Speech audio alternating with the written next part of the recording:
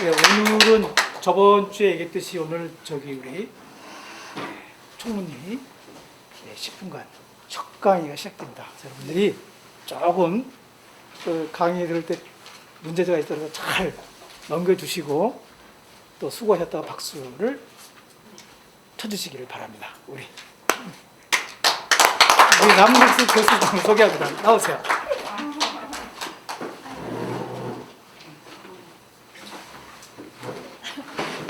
제 가방 이걸로 하시면. 네, 안녕하세요.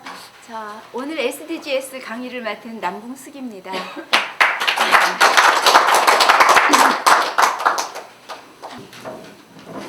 SDGs가 뭔지는 많이 들으셨죠?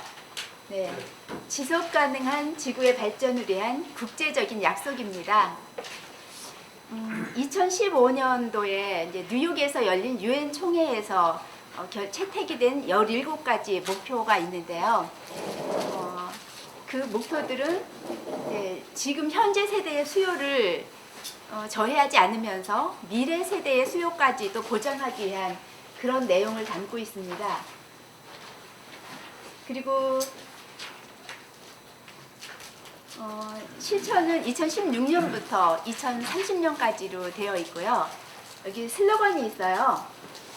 슬로건에 대해서 들어보신 적 있으세요?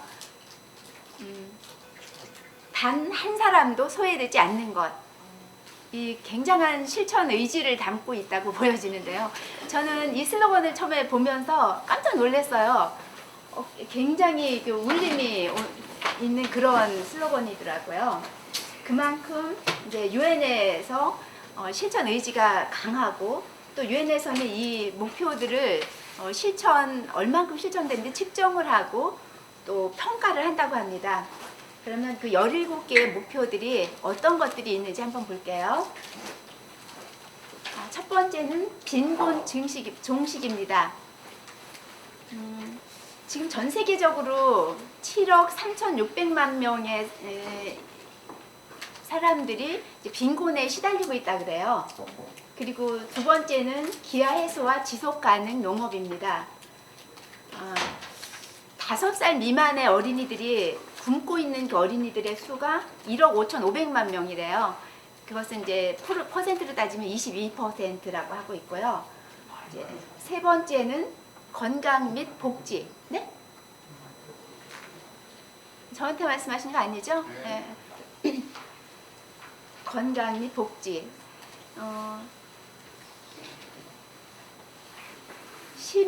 전 세계적으로 16억 명이 기본적인 의료 서비스를 받지 못하는 국가에서 살고 있다고 합니다.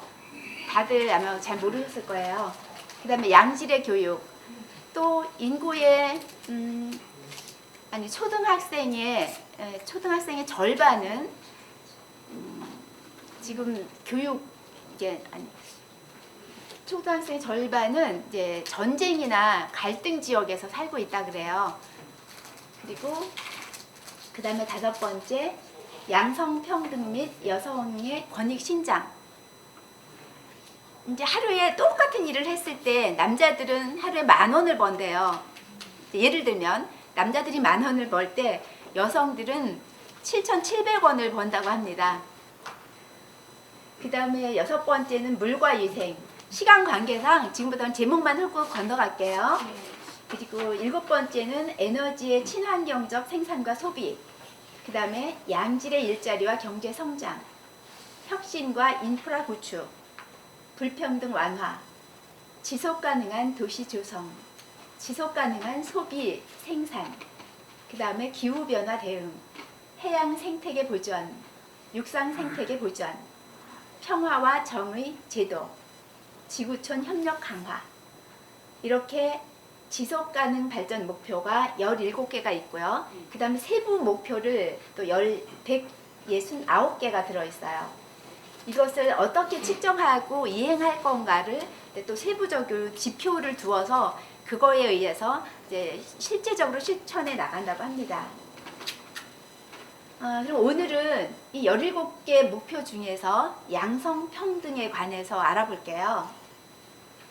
양성평등이란 뭘까요? 남녀. 네. 사람이 살아가는 모든 영역에서 남자와 여자를 서로 차별하지 않고 동등하게 대우해서 똑같은 참여 기회를 주고 또 똑같은 권리와 의무, 자격을 누릴 수 있는 것, 이것을 양성평등이라고 합니다. 그리고 실제로 전 세계 인구의 절반은 여자잖아요. 근데 인류가 존재한 이래로 성의 불평등 문제는 언제나 인류의 존재와 함께 같이 있어 왔어요. 물론 제가 생각해 볼 때 애초에 처음에 농경사회 또 뭐 근대화 시대를 거치면서 힘이 센 남성들을 위주로 어떻게 이제 시스템이 돌아갈 수밖에 없었기 때문에 이제 남자와 여자를 차별하는 그렇게 되었던 것 같은데요. 지금은 ICT 시대를 넘어서 메가버스로 가고 있잖아요. 그런 현재까지도 이 성평등의 문제는 아직까지도 그대로 지속이 되어 왔습니다. 뭐 옛날보다는 물론 많이 좋아지긴 했어요. 뭐 옛날에 조선시대로 가면 뭐 남존여비도 있었고요. 또 남아 선호 사상이 있었기 때문에 남자들이 많이 태어나서 지금 뭐 성기 불균형 이런 문제들이 많이 있죠. 그래서 남성과 여성의 그 양성 평등을 달성하지 않고서는 지구가 지속적으로 우리 인류가 지속적으로 발전하기 정말 힘든 문제라서 이거는 굉장히 중요한 거라고 봐요. 그러면 17개 양성평등의 문제를 어떤 세부적인 목표가 있는지 한번 살펴볼게요. 자, 9개의 목표가 있는데요. 모든 곳에서 모든 여성과 소녀에 대한 모든 형태의 차별을 종식한다. 그 다음에 인신매매와 성착취 및 기타 유형의 착취를 포함하여 공적 및 사적인 영역에서 여성 및 여아를 대상으로 하는 모든 형태의 폭력을 없앤다. 그 다음에 조혼, 강제결혼, 여성 할례 등 모든 유해한 관행을 없앤다. 그 다음에는 국가별 상황에 맞춰 공공서비스, 사회기반시설, 사회보호정책, 가정 내 책임 공유 촉진을 통해 무급 돌봄 노동 및 가사노동의 가치를 부여하고 중요성을 인식한다. 물론 이 목표에 대한 세부적인 지표가 있어서 측정을 할 수 있게 했습니다. 그 다음에 정치, 경제, 공공부문 등 모든 차원의 의사결정 과정에 여성의 완전하고 효과적인 참여와 리더십에 대한 공평한 기회를 보장한다. 그 다음에는 세계인구개발회의 행동계획과 베이징 행동강령 및 검토회의의 결과 문서에 따라 합의된 대로 성 및 생식보건, 재생산권에 대한 보편적 접근을 보장한다. 그 다음에는 여성에게 경제적 자원에 대한 권리와 더불어 토지 및 기타 유형의 자산, 금융 서비스, 유산, 천연자원에 대한 오너십과 통제권 접근에 대한 평등한 권리가 부여될 수 있도록 국내법에 따라 개혁을 시행한다. 여성의 자력화를 증진시키는 구현 기술, 특히 정보통신 기술의 활용을 확대한다. 마지막으로 모든 수준에서 성평등과 여성 및 여아의 자력화가 이루어지도록 견고한 정책과 시행 가능한 법안을 채택하고 강화한다. 이렇게 9가지의 세부 목표 그리고 14개의 지표로 되어 있습니다. 실제로 성평등의 문제가 어디까지 와 있는지 한번 볼게요. 세계적으로 7억 5천만 명의 소녀들이, 여성들이 18살 이전에 결혼을 했대요. 그리고 2억 명이 넘는 여성과 소녀들이 여성 할례를 강요받고 있다고 합니다. 물론 점점 나아져서 2000년에 2명 중 1명이었던 여성 할례가 지금은 2017년 현재 3명 중 1명으로 떨어졌다고는 해요. 그리고 18개 국가에서 남편은 합법적으로 아내가 일하는 것을 막을 수 있고요. 또 거의 40개국에서 딸과 아들은 동등한 상속권을 가지고 있지 않아요. 우리나라는 어떻죠? 상속권 똑같이 가지고 있죠, 지금은요. 우리나라는 이제 조금 차이가 있어. 남자가 좀 더 안에 똑같아? 똑같아요. 지금 똑같아요, 똑같습니다. 똑같아. 예. 뭐, 많이 좋아졌죠. 그리고 성폭력의 문제가 전 세계적으로 굉장히 심각한데요. 성폭력은 친밀한 사람들한테 많이 당하죠. 네. 잘하는 지금 전 세계적으로 어떤 강력 범죄는 감소하는 추세인데 성폭력 범죄만큼은 계속 증가하고 있다 그래요. 그래서 이런 것도 지금 심각한 문제로 대두되고 있고요.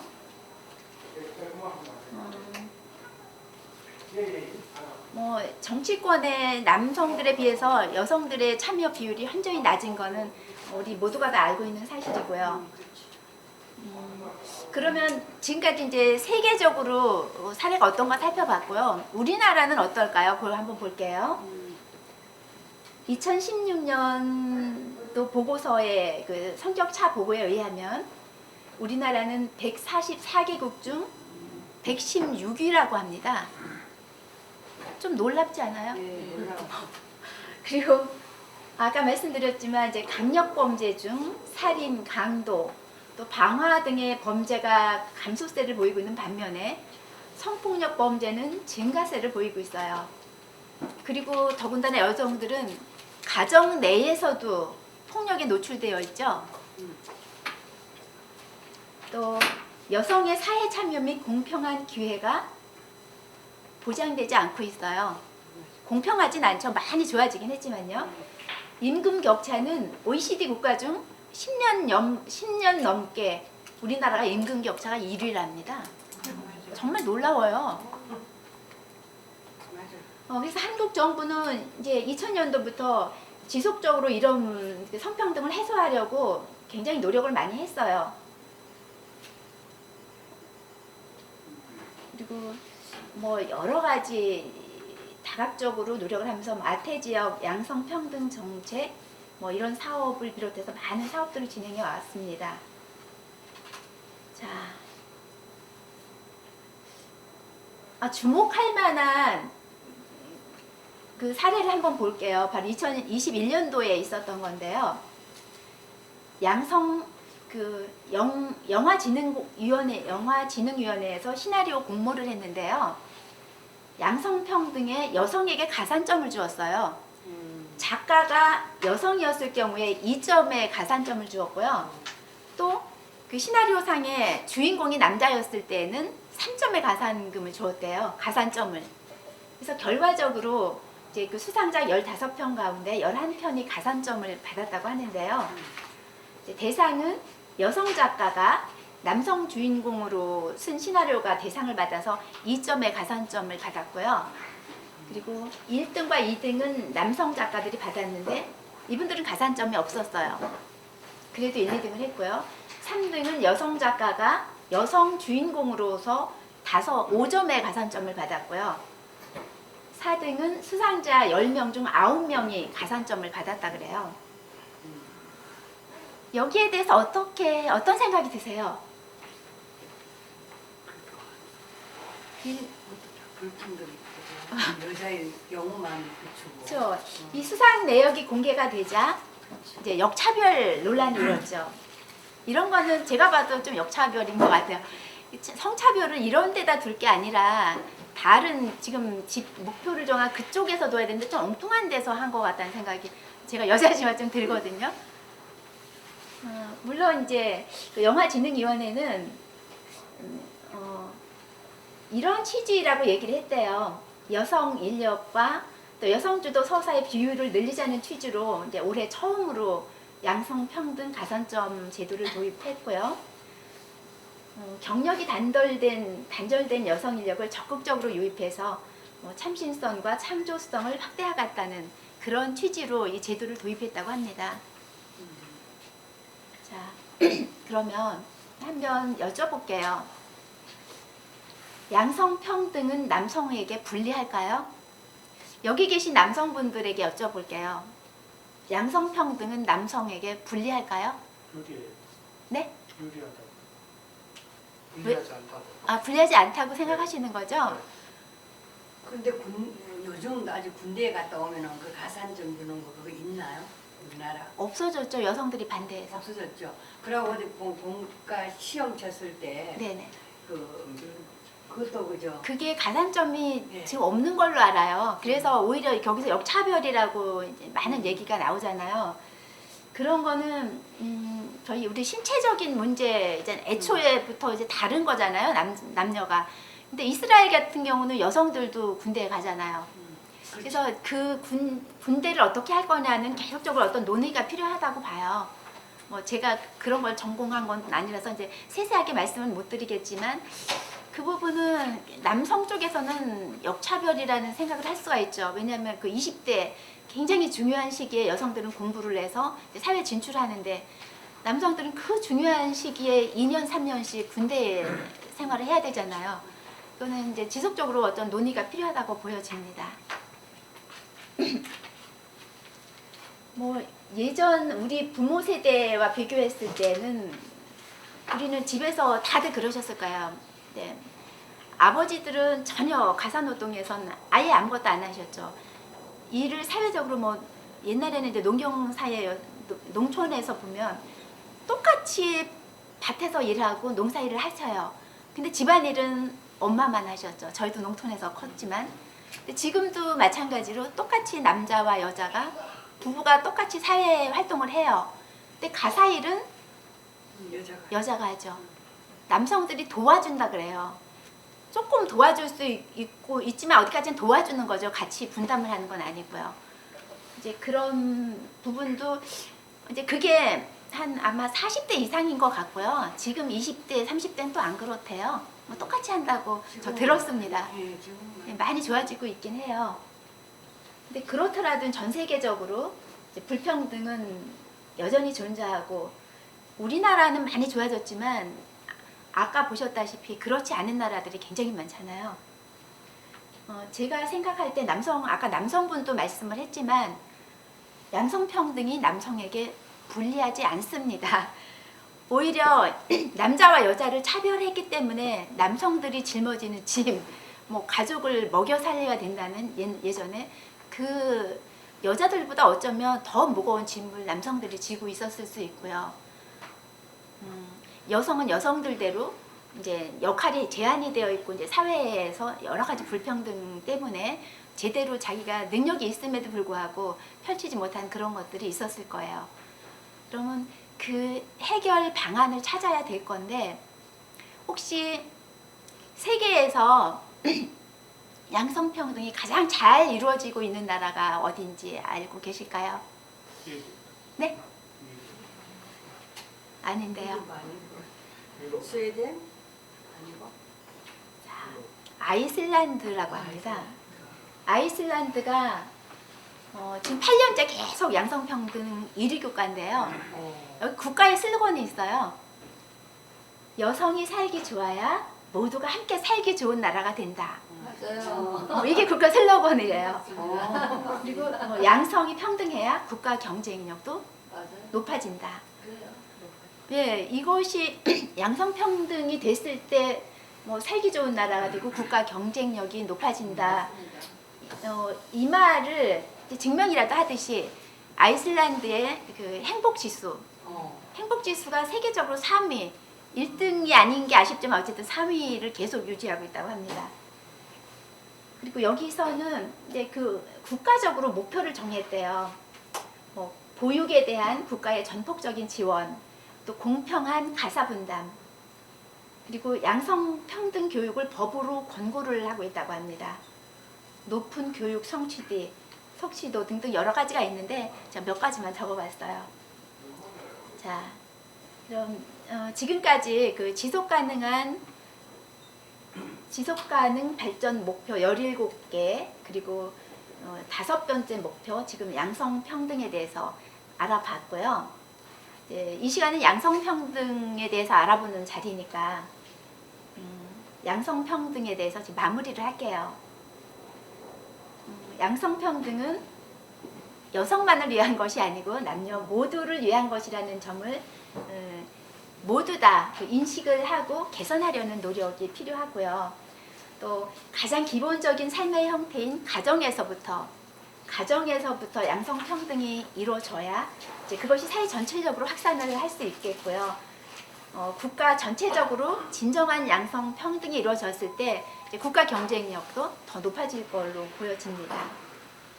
그리고 이렇게 양성평등이 잘 됐을 때 어느 누구도 부당한 대우를 받지 않고 그렇게 됐을 때 우리 사회가 또 안정화되는 거죠. 뭐 소득의 불평등도 굉장히 사회가 안정화해서 멀어지겠지만 양성평등도 똑같은 문제라고 봐요. 그래서 우리 모두가 남자와 여자 모두가 양성평등이 되기 위해서 노력을 해야 되겠습니다. 네. 질문이 있으시면 아까 제 여성 할례에 대해서 나오던데요. 네네. 그게 여성만 하는 할례가 뭔가요? 여성 성기를 절제를 한대요. 저쪽 중동 지역에서 많이 그렇게 한다 그게 그러네요. 무슨 소리예요? 여성 그 성기를 잘라내요. 네, 그렇게 한대요. 엄마나. 그렇게 나와 있어요. 그래서 그렇게 나와 있더라고요. 남성은 할례를 하잖아요. 남성은 다 알고 계시죠? 네. 근데 여성도 그렇게 중동에서 그래요? 그렇게 하는 굉장히 많이 지역이 고통을 받고 그렇죠. 있다는 그런 게 많이 나오더라고요. 예.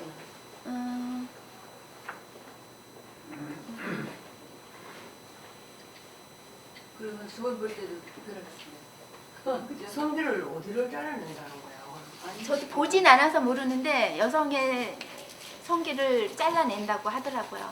그게 예전보다 많이 좋아졌지만 아직도 많은 국가에서 그렇게 하고 있대요. 완전히 병신년 들어오는 거고. 네, 여기까지 시간이 많이 걸려요. 예. 네, 감사합니다. 이렇게 정리를 잘 했죠? 네. 사례가 없어요? 사례가 없어요? 그러니까 여러분들 제가 저만 이제 쓴소리를 하는데 잘해. 예, 쓴소리를 하지 않으면요 성공을 못합니다. 이게 나왔어요. 좋은 소리에서는 성공을 못합니다.